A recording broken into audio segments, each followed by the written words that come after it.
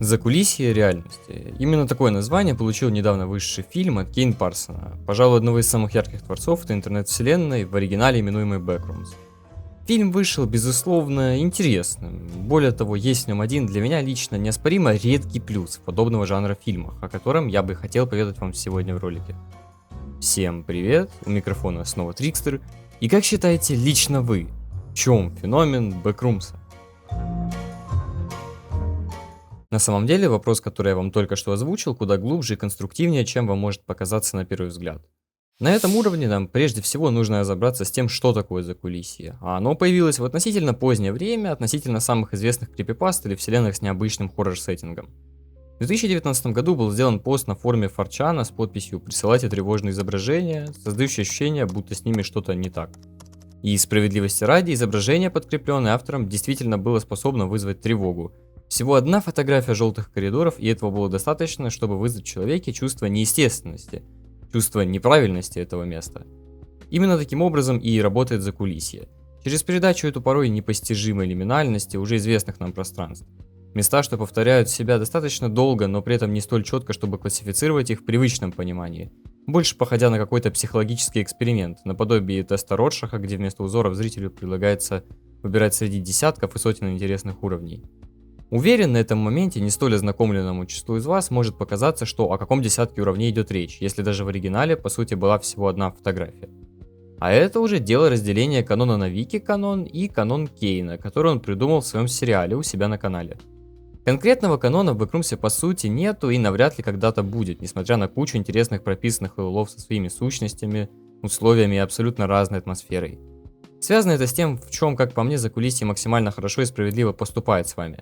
Каждый уровень — это своя маленькая фобия, воспоминание или просто интересная задумка. И согласитесь, в рамках такого очень трудно сказать человеку, что что-то здесь является конкретным каноном. Я не говорю, что закулисье все хаотично, но закулисье каждому представляется своим, и никакой вики-лор или фильм, как мне кажется, не будут способны сломать вот эту персонализированную атмосферу этого измерения. Более того, такой способ существования, когда власть полностью отдается в руки фанатам, породило не только огромное количество качественных и прописанных левелов, но и немалое количество качественных мемов. Сол Гудман или Бен закулисье, мы в какой реальности вообще живем? Такая самоирония — это уже какой-то новый метауровень, в рамках которого я теоретически могу представить все, что угодно, от Влада Дракулы, попавшего в бесконечный особняк, до сценариев, как именно можно было бы выносить мебель из бесконечной Икеи. Говоря про содержание уровней, я ранее упомянул сущностей. Существ, что на абсолютно каждом уровне представляют собой совершенно разных созданий, в каких-то случаях имеющих за собой интересную, подноготную или даже обладающие нехилым интеллектом, но само собой есть и такие, повидаться с которыми вы бы не хотели, вероятно, даже в худших кошмарах. Кроме того, имеются и в каноне такие вещи, как интернет, миндальная ванда, копание async и многое другое, что от случая к случаю меняется, и те же каноны имеют разное содержание, как я говорил ранее. Поэтому я бы не считал, что что-то из этого является базовой, а скорее принял к условию, что при обсуждении фильма, в теории, такие вещи могут быть. Backrooms — это же в первую очередь обширная вселенная, определяет которую прежде всего само комьюнити. И то, какую точку зрения я, вы и мы используем при изучении этих параллельных реальностей. Именно таким расплывчатым, в моем понимании, нужно видеть Backrooms для того, чтобы определить то, насколько хорошо Кейн справился со своей работой в фильме. А небольшой вам спойлер, работу он проделал отличную. На этом уровне нам предстоит понять, насколько то, что получилось в итоге, соответствует канону оригинального закулисья. В центре сюжета у нас стоит Карл, главный герой, чей бизнес по продаже мебели со временем начинает претерпевать крах. Его жена бросила его, и теперь он периодически вынужден ездить на встречи с Мэри, психологом, который предстоит помочь Кларку проработать его проблемы. До тех пор, пока Кларк не находит в подвале своего магазина нечто, что поменяет жизнь обоих героев.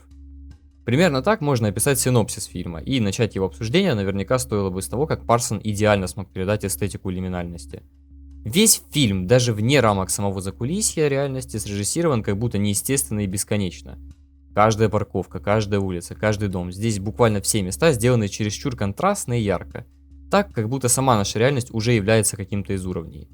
Такой способ визуального повествования, само собой, был выбран не просто так, и специально и отлично сыграл на атмосферу фильма, когда даже, казалось бы, простые и достаточно житейские моменты, ты все равно ощущаешь себя не в своей тарелке. По сути, эффект, применяемый таким образом в фильме, почти точь-в-точь отображает такое явление, как кинопсия. Неологизм, обозначающий тоскливую, жутковатую атмосферу места, которое обычно наполнено людьми и жизнью, Но в данный конкретный момент пусто и тихо так, как будто жизнь просто перестала существовать. Такое ощущение, если вы, конечно, проникнете атмосферой фильма и не уснули на середине, будет преследовать вас в течение всего просмотра. И именно помогает повысить ту самую лиминальность на свой максимум. Сюжет же у ленты достаточно слабо помогает развитию своей идеи. Безусловно, моменты, повторяющие излюбленный на ютубе стиль записи с камеры, это шикарно, и такого на большом экране в таком хорошем исполнении, как это сделано здесь, не хватает. Но это все равно относится больше к прошлому пункту, а сюжет же не показывает нам явных причин его хвалить. Многим достаточно очевидно становится, к чему идет Кларк и куда такой его образ жизни, где он не желает меняться, его приведет. Многим также вполне становится очевидно, что и Мэри проведет в закулисье немалое количество времени. Однако в таком сухом описании сюжет, конечно же, зацепил бы никого, без тех деталей, которые придают некий, пусть и достаточно абстрактный, но интерес фильму. Компания A-Sync, или же люди в комбинезонах, по сути один из главных символов закулисья, особенно в оригинальном исполнении Кейна, здесь почти не раскрыты и оставляет достаточно много вопросов не столько к тому, как именно проходит ее изучение, сколько тем, к чему именно они могут привести и насколько много им известно о потустороннем измерении. И здесь стоит вспомнить, что в каноне Кейна A-Sync это не просто ученый в желтых комбинезонах. Это корпорация, которая по сути нашла способ протыкать реальность. В одном из его старых роликов мелькает намек, что они не исследуют закулисье, а буквально вытягивают его наружу. В фильме эта линия только намечена, но если копнуть, то становится страшно не от монстров, а от мысли, что дверь в это измерение могла открыться из-за обычного желания сэкономить на аренде складов. Бюрократический хоррор звучит в принципе довольно абсурдно, но в контексте желтых стен почему-то пугает сильнее любой твари. Вторым главным козырем фильма становится, кто бы сомневался, сущности из фильма. Каждое существо в нем это не какой-то монстр из канона. По крайней мере, насколько я помню, сущности из первого уровня в оригинале не были копиями людей, а буквально отображение людей в их иной форме. Каждое существо здесь, равно как и само место, запоминает память людей, но поскольку само закулисье всегда было чем-то похожим, но отдаленным от наших реальных воспоминаний, то и сами сущности здесь лишь напоминают своих оригиналов. Самым ярким, конечно, выдался пират Кларк, и, пожалуй, самый противоречивый из известных фанатских теорий тоже связаны с ними. Одной из таких, например, является теория о том, что пират Кларк является оригинальным человеком, а Кларк, который выступает в качестве главного героя фильма, это пародия из закулисья. И не сочтите за грубость, но от теории пахнет дерьмово за версту. Действительно, аргументы насчет того, что у монстра была кровь и реальное человеческое строение, а не зефироподобное, как у других существ из фильма, может запутать. Но, как мне кажется, причина этого лежит немного глубже в рамках самой концепции. Кларк, вероятно, просто-напросто провел здесь больше времени и в целом отдался месту явно с большим энтузиазмом, нежели, например, Мэри. Другие же вопросы, как, например, то, как пират Кларк мог существовать в Бэкрумсе еще до прихода самого героя туда, уже действительно интересны к обсуждению. Но все же мне видится маловероятным исход, когда пират становится оригинальным человеком. И дело состоит скорее не совсем понятных для нас принципах полной работы самого пространства желтушных коридоров. А как считаете вы, пират Кларк был оригинальным Кларком, или же фанаты просто лишний раз перемудряют достаточно простую концепцию? Пишите в комментариях. И вот таким образом устроена примерно вся логика фильма. Он несложный, если рассматривать его поверхностно, но как только ты начинаешь вдаваться в подробности того, как и почему именно произошло на экране, то интересные детали хочешь не хочешь, а сами собой всплывают в голове. Вероятно, на многие вопросы нам предстоит увидеть ответы в сиквеле фильма, который, как по мне, может спокойно как похоронить новую поднявшуюся волну хайпа по закулисью, так и поднять ее на уже совершенно новый уровень, поскольку у него есть два пути. Сделать продолжение основанным на более научной части фильма, сделав, например, Мэри новой сотрудницей A-Sync, и тогда рельсы, по которым Кейн поведет фильм, будут нам достаточно ясны, и иногда интриги будет не столь трудно, давая ответы на вопросы в рамках бумажек и диалогов персонажей. Но, вероятно, такой фильм был бы гораздо более прибыльным, поскольку среднестатистическому зрителю этого будет более чем достаточно.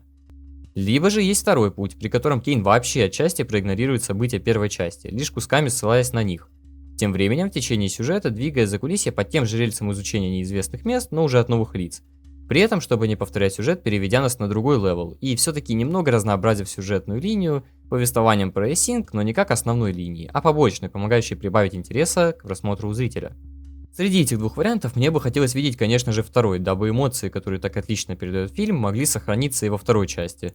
Но даже если, вероятно, будет выбран первый вариант, это все равно не является поводом для скорби, поскольку даже при таком раскладе можно и нужно снять годное кино, которое в таком случае больше бы погрузило нас именно в лор самого пространства, а не личных переживаний протагониста фильма. Так и все же, получился ли фильм идеальным? Ответ на данный вопрос ко мне приходил несколько дней, потому что даже выйдя из зала после просмотра, я остался на душе с чувством, что только что посмотрел какую-то более осмысленную версию «Комнату» Томми Вайсо и не мог сформулировать конкретное мнение о фильме. Но когда такое ощущение сохранилось и после повторного просмотра, я наконец-таки понял, почему фильм получился действительно качественной экранизацией своего оригинала. Backrooms вызвал у меня то самое ощущение непонимания происходящего. Ощущение, когда ты вроде бы и понимаешь все, но те мелкие детали не дают тебе воспринять эту картину полностью. Такой подход, когда фильм способен, как и в оригинале, вызвать совершенно разные эмоции у разных людей, делает для меня его гораздо успешнее, чем, например, достаточно базированная, но безыдейная экранизация ФНАФа, в рамках которой создатели не смогли передать ту чарующую атмосферу, что была свойственна играм, но в случае с Парсоном у него получилось. Однако, разобрать один лишь фильм, вероятно всего, вы уже думаете, что примерно понимаете, почему именно Backrooms стал таким популярным за такие короткие сроки. Но на новом уровне нам предстоит понять, почему именно такая вселенная, как Закулисье, смогла прожить так долго, что дошла до экранизации. Затрагивать съемочный процесс самого фильма, как бы это ни показалось странным, я не собираюсь. Речь в этом блоке пойдет про игры, фанатское творчество, которое, безусловно, не позволило Закулисью затухнуть, не успев воссиять. Безусловно, речь здесь идет не только про игровой контент, множество из которого вы видели на протяжении всего ролика, но сперва стоит сказать, конечно же, именно о них. Несколько десятков игр достаточно качественного содержания, чтобы вы хотя бы просто попробовали их, начиная с симуляторов ходьбы, которые во многом опираются на главную фишку Закулисья, его атмосферу, заканчивая мультиплеерными проектами, которые предлагают по большей части, конечно, фановое времяпровождение с друзьями. Ну и напугать, если нужно, могут, что больше отсылает нас по атмосфере к квота-хоррорам, нежели к оригинальным found footage. Это вообще в целом достаточно редкий случай, когда франшиза достаточно сильно изначально подходила для создания игр. Сами подумайте, идея фанатов про то, что в нашем реальном мире, подобно любой другой игре, можно провалиться сквозь текстуры, без существования игровой индустрии навряд ли бы вообще появилась. Но здесь это стало основой для буквально целой ниши лиминальных хорроров, которую распространил Backrooms, что в какой-то степени повторил успех Скотта Коутона с его ФНАФом, который тоже породил немалое количество пародийного творчества. Жалко, фильм у Скотта получился слабее. Однако, как нетрудно догадаться, всегда, когда по сути основной канон и его определение попадает в лапы фанатов, то избежать потока говна становится не просто до невообразимости трудно. Часто этот поток даже вырывается в тренды, в чем Steam в принципе помогает не только в данном фандоме. Говорю я сейчас о такой проблеме, как дешевость и одноразовость игр по закулисью. В один момент игр по Backrooms'у стало настолько много, что найти среди такого количества популярных, но далеко не всегда качественных проектов реально годную игру на вечер становилось мучительно трудно. И дело все тут не только в том, что, как по мне, эта вселенная стала идеальным стартом для многих инди-разработчиков. Ведь, имея на руках абстрактную вселенную, где тебя никто не осудит за неканоничность, простой шаблон игры, где над геймплеем даже сильно думать не надо, и популярность, очень легко создать игру, которая выстрелит, принесет свой доход и канет в лету дна Стима, а самому разработчику уже будет гораздо проще развиваться дальше, если игра действительно не снискает успеха в более масштабном смысле. Стоит ли из-за этого игнорировать игры по закулисью? Безусловно, нет, хотя в нынешнем году их, вероятно, бы очень часто называли нейрослопом ввиду частого использования базовых ассетов или теоретически и генеративного кода. Но это не отменяет того факта, что большинство игр создавались до хайпа и в таком смысле, какой он сейчас, с блокировкой Fable, самим правительством и глобальной конкуренцией Клода и чата ГПТ. В те времена, ради хайпа или нет, но игры делали по крайней мере вайбовыми, чтобы пару часов походить и вспомнить атмосферу закулисья. Но вот стоит ли советовать их, это уже дело каждого. Сам же могу сказать, что играл только в самые популярные тайтлы Steam, и для меня лично некоторые из них кажутся чересчур простыми даже в рамках такой простой вселенной. Ну не хватает играм по закулисью какой-то концентрации, не просто гулянок по ассетам, а какого-то осмысления этого всего в свой посыл. Чего-то, что было, например, в The Beginner's Guide. Игра тоже не имела конкретного смысла, но был контекст, и каждый мог решить для себя сам, кто прав в истории. Так и здесь хотелось бы видеть больше авторского видения, а не попыток повторить успех соседа. Хотя, честно говоря, попытки скопировать успехи — это скорее проблема геймдева в нынешнем состоянии в общем, а не конкретно этого фандома. Да-да, в очередной раз проблемы закулисья лежат немного вне рамок самого закулисья. Кроме того, мне кажется очень странным тот факт, что при сильном разнообразии уровней на оригинальной вики большая часть игр редко выходит вне рамок первого уровня желтых комнат или пулрумсов. Порой создается такое ощущение, будто обсуждать игры по закулисью, как это часто любят делать в этом комьюнити, на нашем с вами любимом ютубчике, просто не имеет смысла из-за такого однообразия, ввиду того, что игры теряются не только на фоне друг друга, но и в целом перестают представлять из себя нечто большее, чем симулятор ходьбы. Вне игр же фанатское творчество легко недооценить, потому что на первый взгляд все эти арты, косплеи и даже, целые сериалы, как, например, тот же Сирик самого Кейна Парсона, это буквально просто фанатские доработки, какие-то идеи и зарисовки, присущие всем фандомам. Но важны они здесь куда больше, чем во многих других комьюнити, и чем-то больше напоминают SCP, потому что здесь фанатское творчество такой же канон. Я уже далеко не раз успел сказать, что для каждого бэкрумсы видятся своими, но сделано это так исключительно потому, что официального канона, как такового, здесь нету, а сама идея пространств, что захватывают дух, разум, тело, а иногда и все вместе, просто по признаку своего существования и идеи, это неограненный алмаз, напоминающий мне то, как работают рисунки известных художников, или, например, моды на Майнкрафт, где так же, как и здесь, творение не просто существует вне рамок того, что в него закладывал автор, но и формируется благодаря фанатскому видению. Подобный подход лично мне всегда казался, конечно, с одной стороны слишком недальновидным на большую перспективу, но так мне казалось ровно до тех пор, пока не вышел фильм, который показал, что даже такую, на первый взгляд, простую вселенную можно развить в нечто гораздо более большое и перспективное. Закулисье реальности именно в своем киноформате не нашло каких-то откровенностей и не показало нам, как зрителям, новой информации, которой могло бы не быть в играх по типу Escape the Backrooms или на фанатских вики.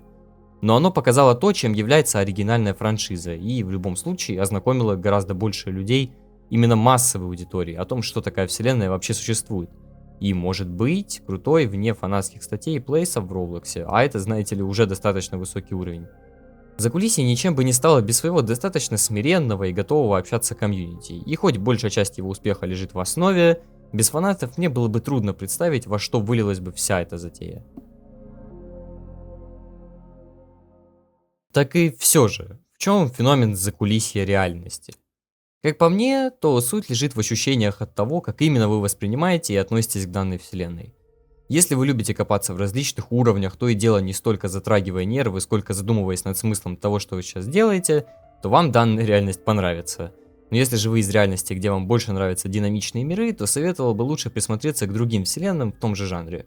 И именно за это я полюбил данное комьюнити, поскольку при том, что спустя время оно уже подуспокоилось, фанаты все равно всегда по-разному смотрят на то, каким должно быть закулисье. И именно в его комьюнити. В том, что простой ютубер смог снять фильм на большие экраны, в том, что лиминальность это не столько жанр медиа, сколько отдельно существующий формат, который способен идеально выстроиться в любой момент, но только Backrooms передал эту атмосферу полностью. В этом всем и лежит ответ на вопрос о том, в чем же на самом деле феномен Бэкрумсов.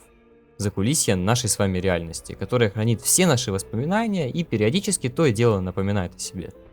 Подобных фандомов в последнее время не только стало больше, но их число непрерывно продолжает расти, и то, что когда-то люди считали быстрым трендом, сейчас вполне легко эволюционирует в свои мелкие ниши, что отлично доказывают эти кучи игр в Стиме, многие из которых даже толком не касаются оригинального шаблона закулисья. Но тем не менее, они в достаточной степени продвигают это комьюнити в массы. На этом наше небольшое приключение по закулисью подходит к концу. Надеюсь, что мы сошлись с вами мыслями касательно этой вселенной, и даже если нам предстоит попасть за границы нашего мира, то, по крайней мере, мы там будем не одни. Так или иначе, если вы досмотрели до этого момента, подписывайтесь на канал, ставьте лайки и пишите комментарии. В описании можно найти мой телеграм-канал, где я периодически повествую о своей жизни вне роликов, и Donation Alerts, где можно меня поддержать монетой, конечно же, если есть желание и возможность. И просматривайте периодически под ноги или перед собой. Не то мало ли какие баги может выдавать наша реальность.